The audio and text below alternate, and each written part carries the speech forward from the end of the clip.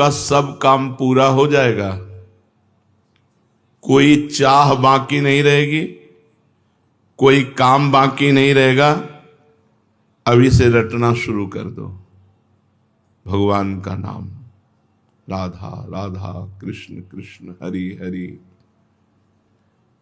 अगर हृदय में भाव कम हो तो भी चलेगा, आप कहना शुरू कर दो। कहते कहते नकल भी असल हो जाती है। काम धंधा करते हुए, रसोई बनाते हुए, झाड़ू देते हुए, जल भरते हुए, अपना व्यापार करते हुए, नौकरी करते हुए, हर समय रटते रहो राधा राधा राधा।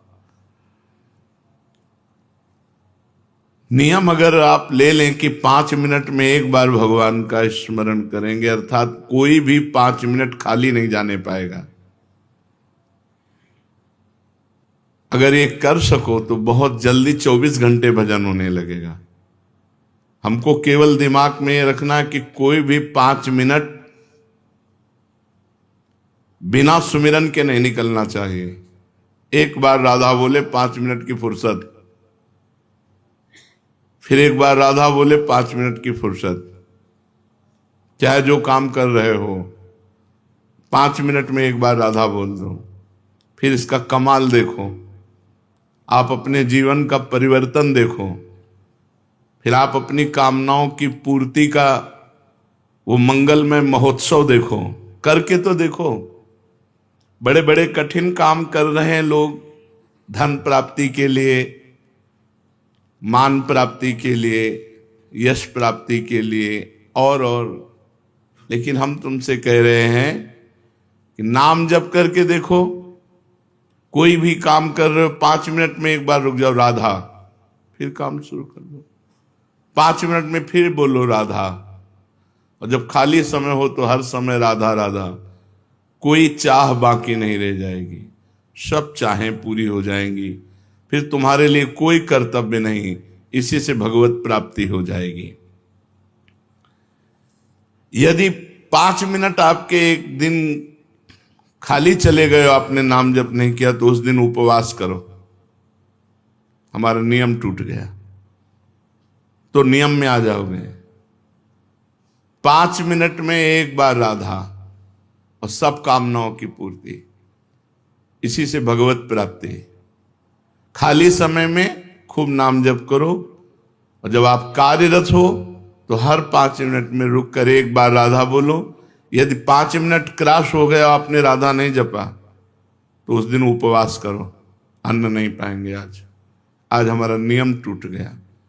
फिर आप देखो इसका चमत्कार। जब नींद आती है तब ये 5 मिनट वाला नियम नहीं चल पाएगा। उसके लिए चर्चा हुई कि यदि हम गाढ़ नाम चिंतन करते हुए सो गए तो हमारा वो सोना भी भजन माना जाएगा। पर जब जग गए, मानो 12 बजे रात के जग गए, फिर हमारा 5 मिनट वाला नियम लागू। जागृत में हम 5 मिनट खाली नहीं जाने देंगे, और सोते समय खूब नाम जप करते हुए सोएंगे तो वो निद्रा भी भजन माना जाएगा। मन लागे चाहे ना लगे, तुम जपना मत छोड़ो, करके देखो। इसमें लाभ ही लाभ है, हानि तो कोई है नहीं, साइड इफेक्ट तो है ही नहीं। नाम में कोई साइड इफेक्ट, अन्य साधनाओं में तो ऐसा होता है कि ये त्रुटि हुई, तो ऐसा नाम में नहीं। भगवान के सामने प्रार्थना करो, भगवान को सामने देखते हुए, प्रभु मुझे आपका स्मरण चाहिए, आपका भजन चाहिए। भगवान की याद आ रही बिना चेष्टा के, नाच पड़ो, भगवान तुम्हें याद कर रहे हैं। आपने चेष्टा नहीं कि अपने आप प्रिया प्रीतम की याद आ रही, श्री जी आपको याद कर रहे हैं। खुशी से नाच पड़ो, भगवान कृपा करके तुम्हें याद कर रहे हैं। अचानक चित्तवृत्ति भगवान में गई तो ये आपकी नहीं गई, भगवान आपको याद कर रहे हैं, प्रभु आपको याद कर रहे हैं, तब आपकी चित्तवृत्ति डूबी। कोई भी भक्त ऐसा नहीं कह सकता कि मैं सर्वथा निष्पाप हूं। अगर वो कहता तो झूठा, निष्पाप होता तो मृत्युलोक में जन्म क्यों होता? मृत्युलोक का शरीर बनता ही शुभ अशुभ कर्मों से है। इस शरीर की रचना ही दो कर्म से होती है। अगर शुभ कर्म है तो देव शरीर, अशुभ कर्म है तो यातना शरीर, शुभ अशुभ कर्म है तो मनुष्य लोक में। इस मृत्यु लोक में जन्मता वही है जिसका कुछ पाप होता है, कुछ पुण्य होता है। तो निष्पाप तो हुआ नहीं, पर भगवान ने उनको माफ करके उनके पाप मिटाकर उनको महात्मा बनाया कि नहीं बनाया? भगवान उनको प्राप्त हुए तो हमारा भी कल्याण हो सकता है। सर्वथा निष्पाप और पवित्र होकर भगवान की प्राप्ति भगवान के स्मरण से होती है। ऐसी ताकत और किसी साधन में नहीं, केवल भगवान के नाम जप में है। भगवान सब जगह हैं, पर बिना भजन के आप देख नहीं सकते। भजन वो प्रक्रिया है जिससे भगवान देखते हैं। जैसे दूध में बूंद बूंद पे घी है, पर वो पूड़ी नहीं पका सकता, उसकी प्रक्रिया है, फिर घी निकलेगा। ऐसे ही सर्वत्र भगवान है, हमारे काम में आने वाले नहीं। प्रक्रिया है, भजन करो और अपनापन हो जाए। मेरे श्री कृष्ण, मेरे प्रियाजू। अब बात बन गई। एक आदमी की गाय बीमार हो गई। वैद्य ने कहा कि तुम गाय को काली मिर्च खिलाकर ऊपर से 1 पाव घी पिला दो, ठीक हो जाएगी। उस आदमी ने गाय को काली मिर्च तो दे दी, पर घी नहीं दिया। उसने सोचा कि रोज गाय के दूध से 1 पाव घी निकलता है, अतः एक दिन गाय को नहीं दूंगा बस, जिससे घी उसके भीतर रह जाएगा और काली मिर्च तो जा ही रही, काम कर देगी। परंतु इससे गाय ठीक नहीं हुई। वैद्य के पास गया। वैद्य ने कहा जो अनुपान बताया वो, उसने अपनी बात बोले, मूर्ख हो, गाय का दूध दुहो और उसका घी निकालो और फिर काली मिर्च के साथ पवाओ। भगवान सब जगह है, हमारे काम आ रहे हैं क्या? हमें आनंद मिल रहा है क्या? हमारी दुर्गति रुक रही क्या? नहीं। तो प्रक्रिया करो भगवान का भजन।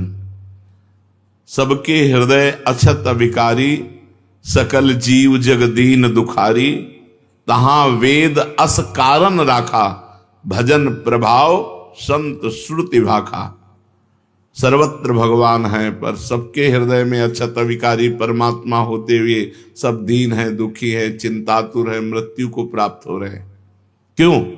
बोले वेद और संतों ने कहा है कि भजन का, अगर भजन कारण है भगवान के प्रकट होने का, भजन रूपी कारण नहीं तो भगवान रूपी क्रिया प्रकट नहीं होगी, फिर काम में आने वाली नहीं। जैसे दूध में घी है, पर बिना मथे नहीं आएगा।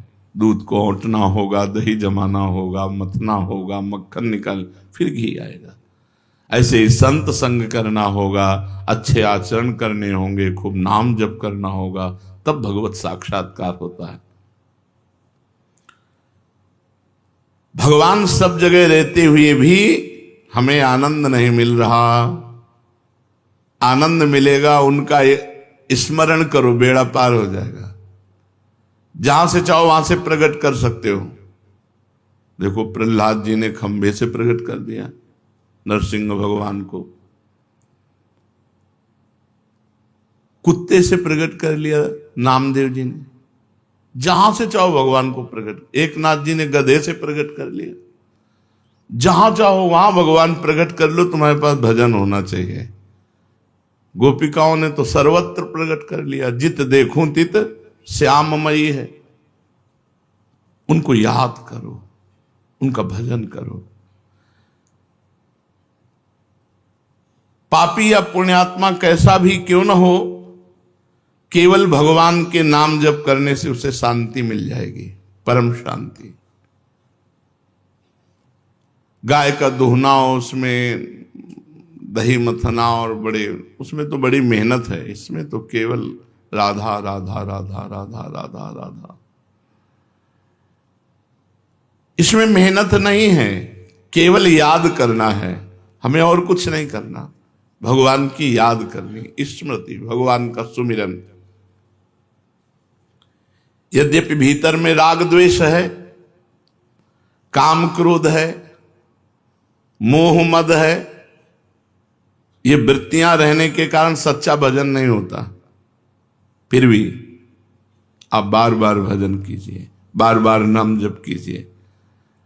जैसे पुरानी मोटर एक बार में स्टार्ट नहीं होती, 10-12 बार तो किसी न किसी झटके में स्टार्ट हो जाएगी।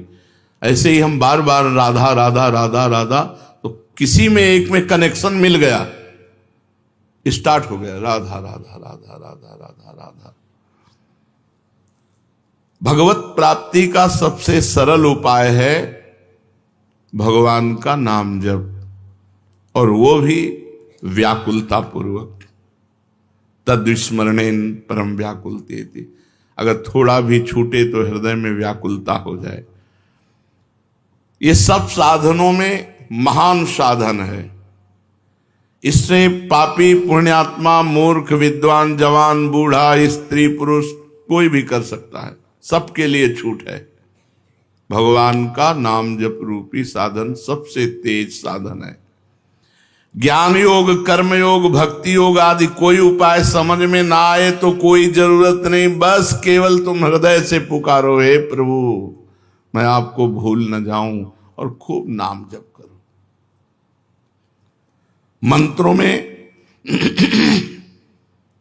अनुष्ठानों में उतनी शक्ति नहीं जितनी शक्ति आर्त भाव से भगवान को पुकारने में है। राधा राधा राधा।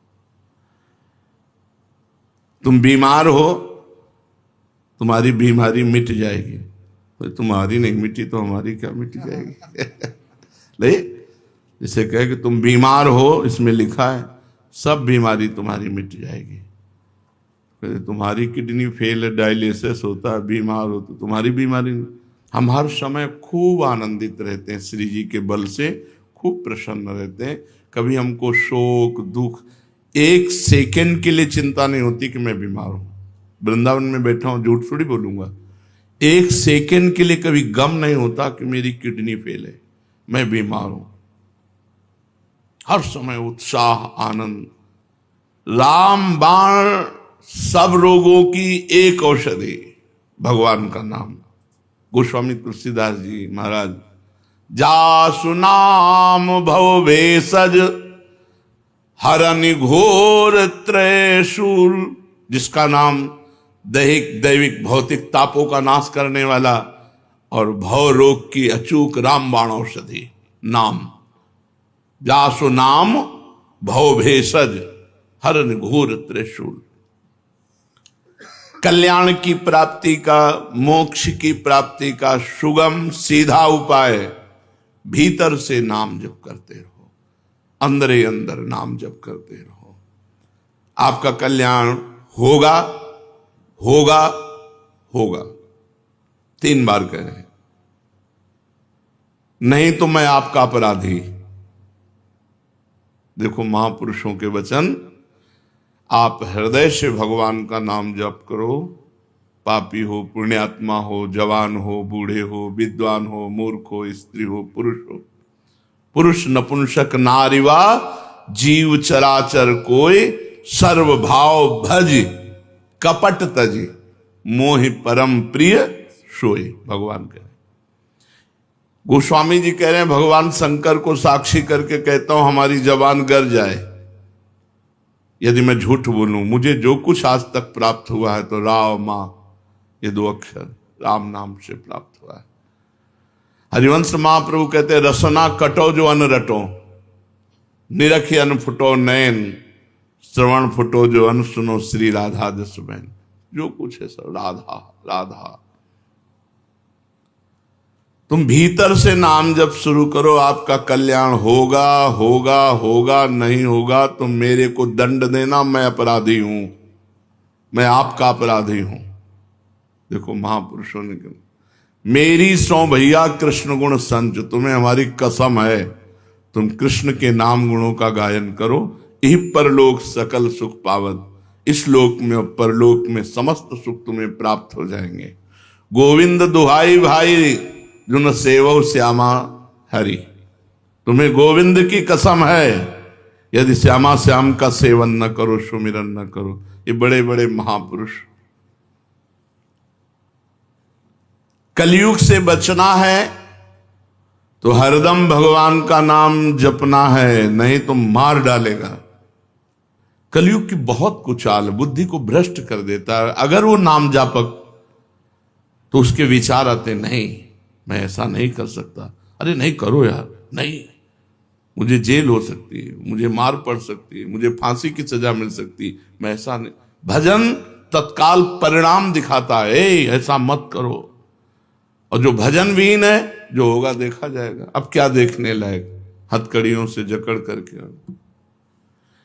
अगर कलयुग से बचना है, पाए जान जगत में सब जन कपटी कुटिल कलयुगी टंच। कहीं विश्वास लायक नहीं है।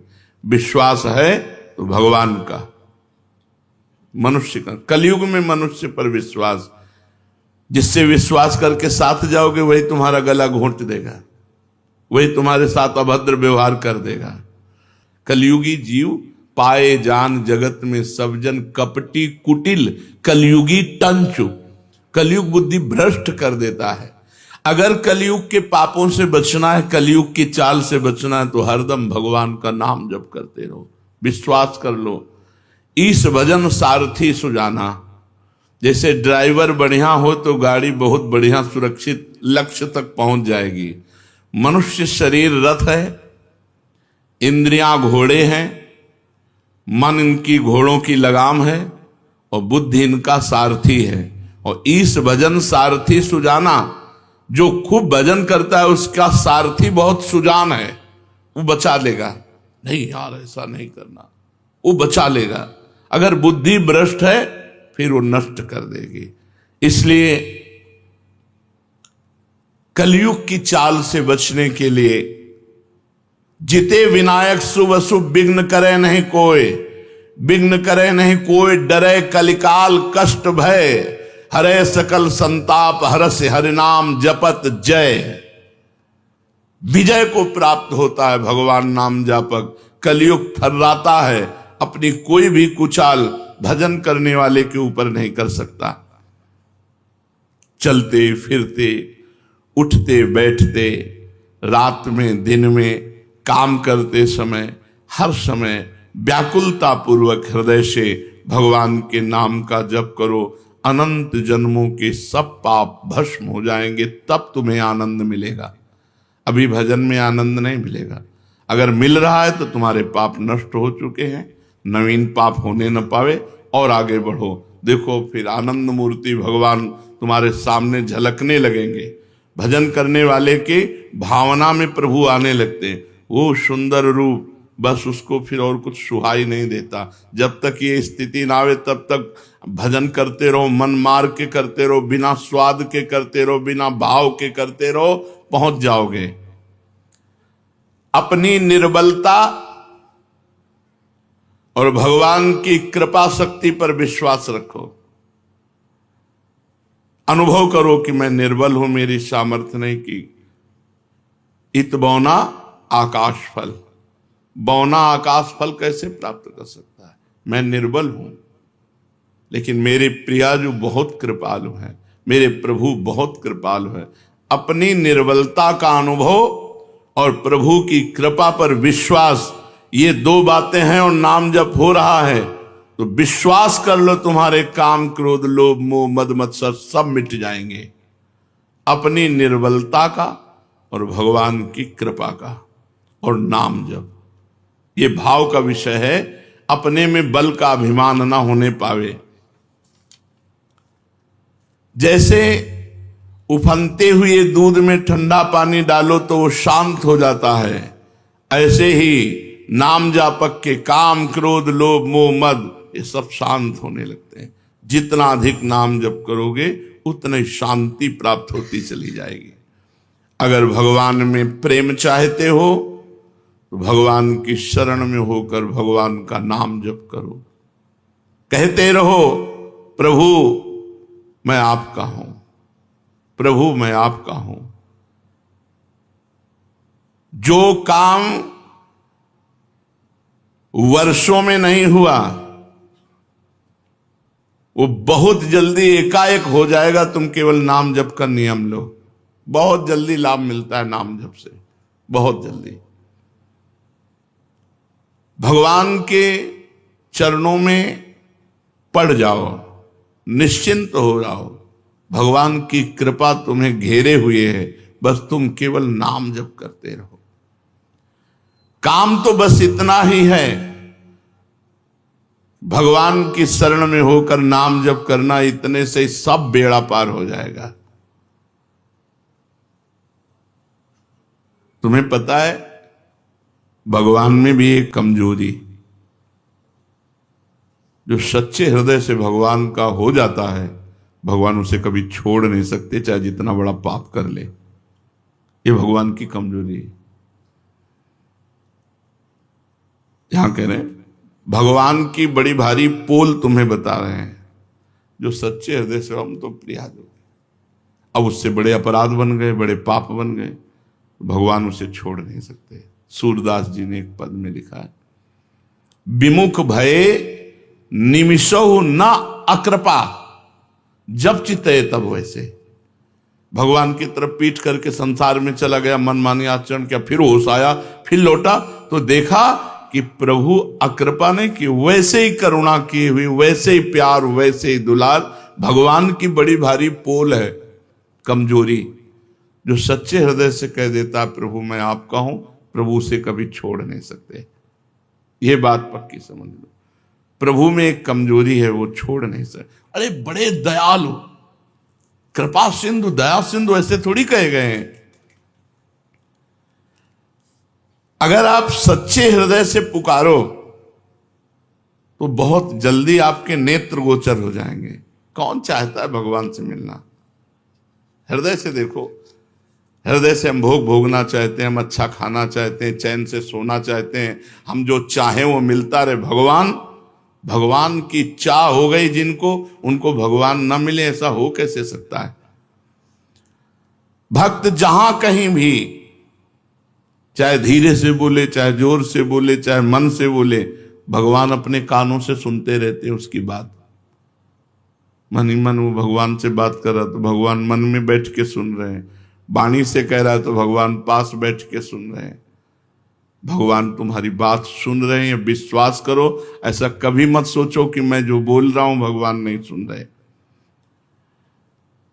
भगवान से प्रार्थना करो कि हे नाथ, आप मुझे मृत्यु लोक में रखें या स्वर्ग लोक में रखें या नरक लोक में रखें, अपमानित रखें या सम्मानित रखें, दुखी रखें या सुखी रखें, जैसे चाहो वैसे रख लो। एक बात हमें दे दो, आपका भजन न छूटे। भक्ति यही मांगता है, जैसे चाहो वैसे रखो। तो फिर हमें शिकायत क्या है? भजन न छूटे, हमारा भजन चलता रहे। प्रभु मैंने ना जाने किन किन जन्मों में आपके प्रतिकूल क्या क्या आचरण किया, इसका मेरे को पता नहीं, पर किया होगा। मैं आपसे प्रार्थना नहीं कर रहा हूं कि आप उन कर्मों को भस्म कर दीजिए, उन कर्मों का दंड मुझे दीजिए, मैं भोगने के लिए तैयार हूं। मुझे किसी परिस्थिति से भय नहीं, मुझे कोई असंतोष नहीं, पर एक चाह है, आपका भजन न छूटे। ये बातें हृदय में बैठालने की हैं। जेहि जोनि जन्मो कर्म बस, तहा राम पद अनुराग हूं। आपके नाम जप में, आपके चिंतन में मेरे कर्मों का